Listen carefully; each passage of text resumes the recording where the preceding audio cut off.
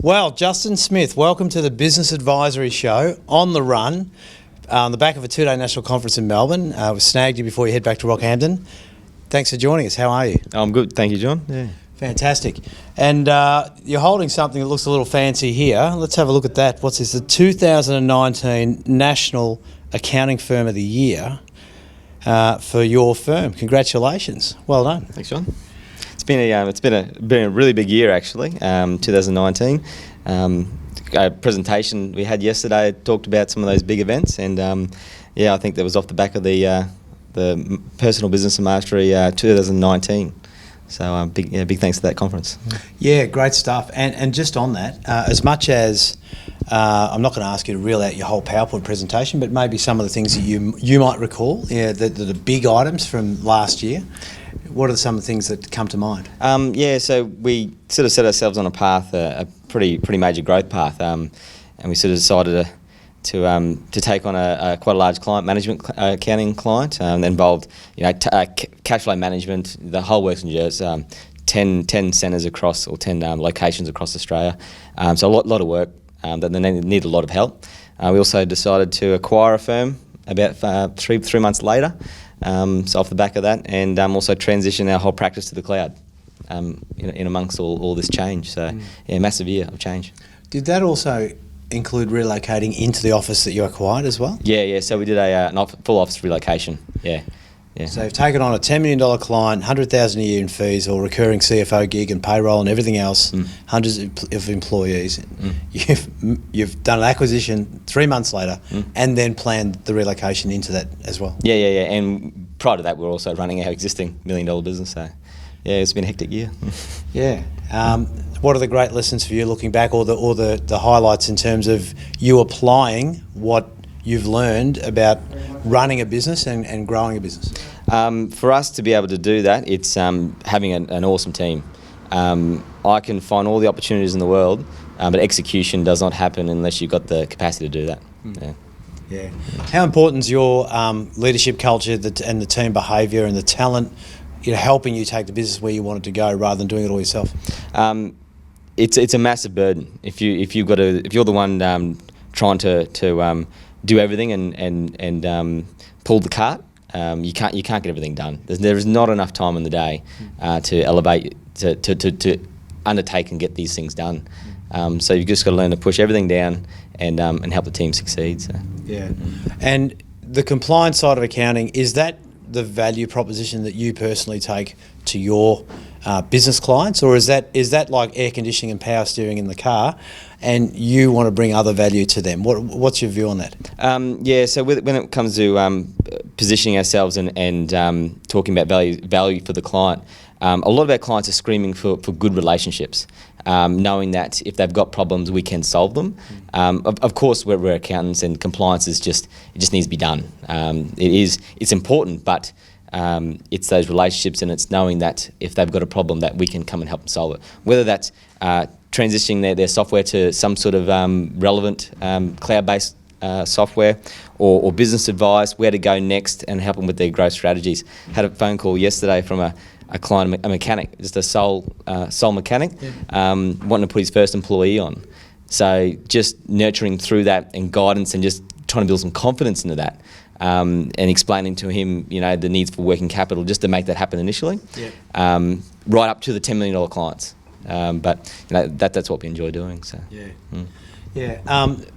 for accounting principals that are running their own compliance business, they might be a little older than yourself. I've got a running joke that we're all growing tired of, that you still look like you're a teenager. But anyway, what would your advice be to them if they're hanging back and just hanging on to compliance, and they're not actually, investing on how to free themselves up so they've got time to give advice to their clients on a business level?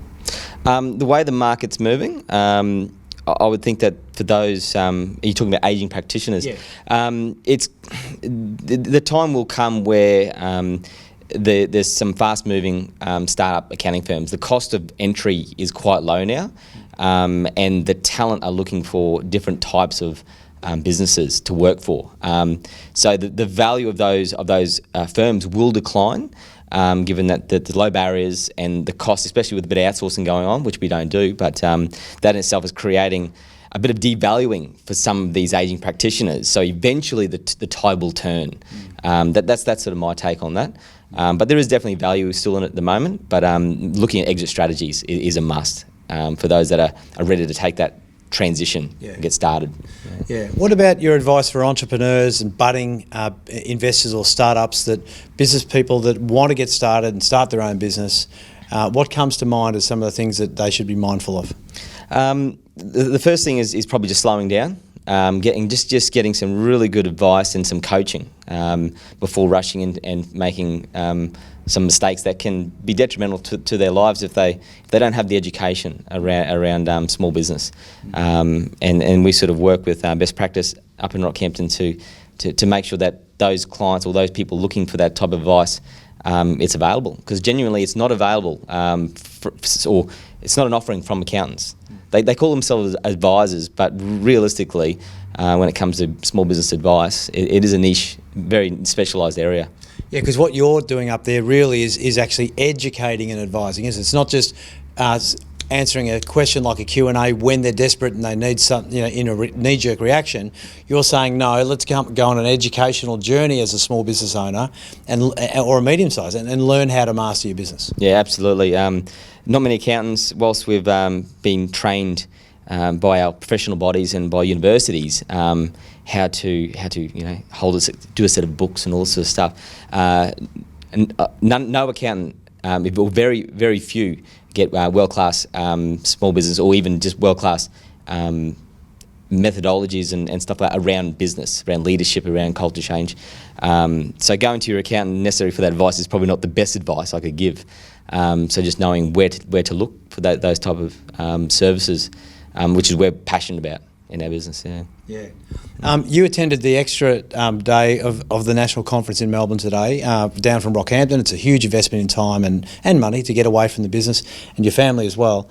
What did you take from the day today in terms of on the extreme marketing makeover and the importance of those digital assets? Yeah, there's always talk about marketing and website development and content creation, but I think today was really good, actually putting some of that theory into practice and making especially some of some accountants that may not be on a path of marketing, getting them started with some digital assets, just the first steps.